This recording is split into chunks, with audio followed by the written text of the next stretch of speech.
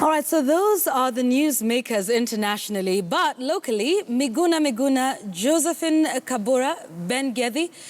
We know all these personalities that stood out in Kenya this past year. So let's catch a glimpse of these top newsmakers, those, of course, and others this year. If you can take a look at my super wall. Of course, we want to start with Anne Waiguru.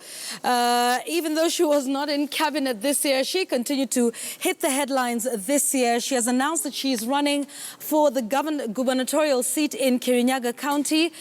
What do we remember her for in 2016? Well, she took the NYS scandal to the doorstep of the deputy president in the country and continued to insist that she was the whistleblower in the NYS theft. Remember her appearance before the Parliamentary Accounts Committee.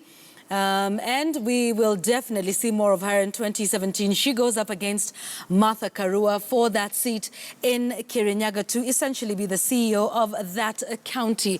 I want to take a look at this other one, also to do with the NYS scandal, and that is Ben Gedhi. Not much was known about this gentleman until the NYS saga came up.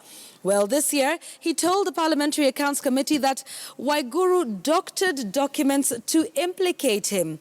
He is said to own plots worth 45 million and 35 million in Muthaiga North and in Thika, and a 63 million shilling house in Roslyn Estate. Remember, this is a very young man, and a lot of the allegations that are coming out there. In fact, also he's linked to someone in the deputy president's office, his personal aide. So this just gets murkier and murkier. Of course, this tells you how the NYS saga was top of mind in the year 2016. Here's another lady, Josephine Kafura, the owner and proprietor of 20 companies in the country. Very young lady, former hairdresser.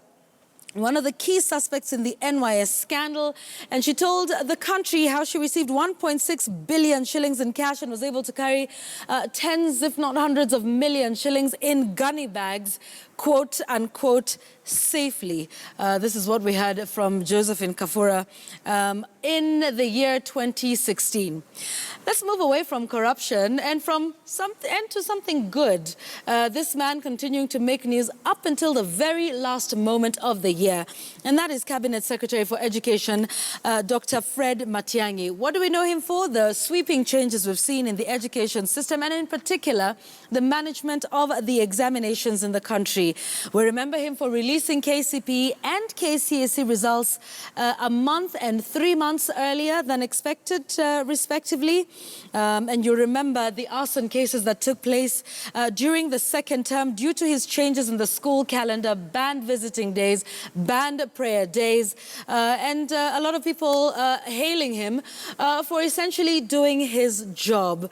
We look forward to seeing what happens next year. Apparently, with Matiang'i, we need to look forward to the universities. He'll be taking a look at what's happening there, overhauling that system.